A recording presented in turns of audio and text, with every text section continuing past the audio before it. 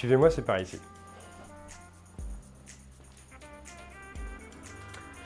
Raconte-moi une blague. C'est quoi une chauve-souris avec une perruque? Je donne ma langue au chat. C'est une souris. Déjà, au niveau de l'intelligence artificielle, nous, on l'utilise par rapport à tout ce qui est l'analyse de l'environnement. Donc, c'est-à-dire comment réussir à savoir qu'il y a un humain devant nous, comment réussir où est même sa tête, son visage, parce qu'en fait, la créature elle va avoir besoin de regarder en fait la personne dans les yeux. Et donc, en gros, déjà, c'est comment on analyse le monde. Et après, avec les services qu'on lui confère, avec les compétences qu'on lui confère, en fait, là, on peut mettre des briques d'IA, donc d'intelligence artificielle en plus. L'IA, effectivement, c'est mimer en fait finalement un comportement humain, une capacité qu'on pense un peu aisée, comme voir des choses, détecter quelque chose et de le faire par un ordinateur.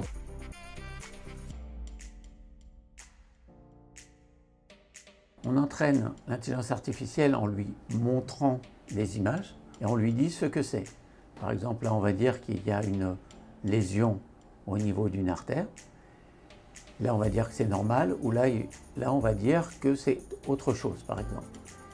Et à force, la machine, par des méthodes informatiques et statistiques, va être capable de simuler la vision du radiologue.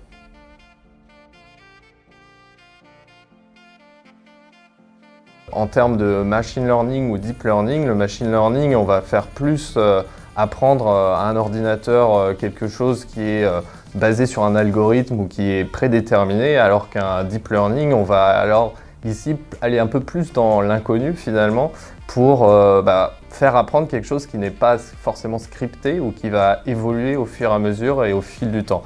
Machine learning, c'est une catégorie énorme où en fait l'idée c'était d'oublier la logique de l'homme et de faire des modèles mathématiques qui ne sont pas forcément celui que l'homme utilise pour prendre la décision. Et ces modèles-là, à partir des données, d'être capable de les paramétrer pour qu'ils puissent à la fin avoir les mêmes performances que celui de l'homme.